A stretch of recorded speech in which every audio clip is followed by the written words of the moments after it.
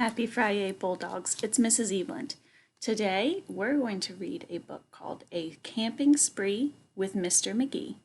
This is Mackenzie and my favorite lately. The pictures are really cool. I can't wait to show you.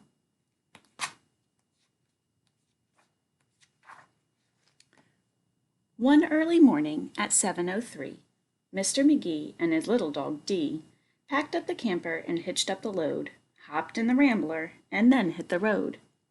They drove to the mountains, far from the sea, for 2 nights of camping, or possibly 3. "There's nothing like camping," said Mr. Magee. "I know you will love it. Just you wait and see. The views were fantastic. There's hardly a sound. Aside from the wildlife, there's no one around. And the air is so sweet you'll sleep like a log," said Mr. Magee to his small spotted dog. A few hours later, they took a sharp right and found a great spot to lay camp for the night. It was high on a hill with a beautiful view of Mount Adams, Mount Lincoln, and Jefferson, too. But perhaps the most wonderful feature of all was the brook that ran over a steep waterfall. Dee gathered pine cones and branches and logs. Magee made a campfire and cooked some hot dogs. And the sun set far behind far distant knolls as they set roasting marshmallows over their coals. As the embers went out, they felt tired and dozy, so they climbed in their bunk beds all comfy and cozy. But while they were sleeping without care, along came a stumbling, bumbling bear. A kindly old bear whose sight wasn't so clear. He couldn't see far, and he couldn't see near.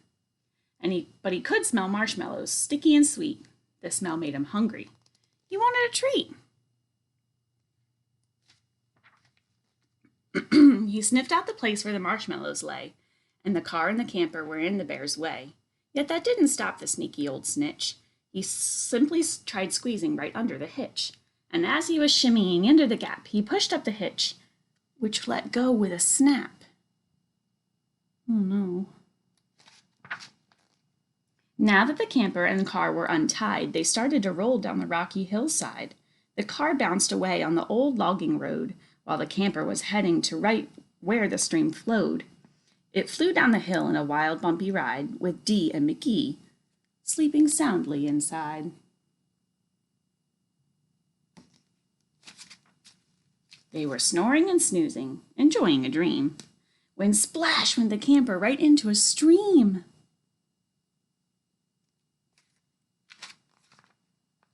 The splash shook the camper. They bumped out of bed. "Now what in the world is that?" Magee said. And when he looked out and saw where they were, his hair stood on end, and so did Dee's fur. They were caught in the rapids, but that wasn't all. They were headed smack dab for a big waterfall. Dee and Magee both started to quiver, as faster and faster they headed down river. But just when they thought they'd fall over the edge, their camper got stuck on a rock and a ledge. And so they were there, stranded, Magee and his pup, on top of a waterfall, 50 feet up. Meanwhile, that nearsighted bear from before was searching for one little marshmallow more, when lo and behold, as if out of a dream, he spied something sweet floating over the stream. But what the bear thought was a marshmallow treat was really the hitch, and not something to eat. The bear was determined to capture his prize, so he jumped in the water right up to his thighs. He splashed through the stream to the edge of the fall and snatched up the trailer hitch, camper, and all. Dee felt a tug. Magee heard a knock as the bear pulled the camper right off of the rock. He dragged them both all the way back up the bank, and when he realized the hitch was not sweet, but quite rank, he spit out the hitch and left in dismay, while Magee and Dee's camper again rolled away. It flew down the path with a jolt and a jar, and stopped in some bushes right next to the car. Dee popped her head out. Magee looked out too. Had they really stopped rolling? Could this all be true? At last things were quiet and peaceful and still. They hooked up the hitch and drove down the hill. And on the way home, Magee said to Dee, "That trip wasn't quite like I thought it would be." So when they got home, when the sky with the sky turning red,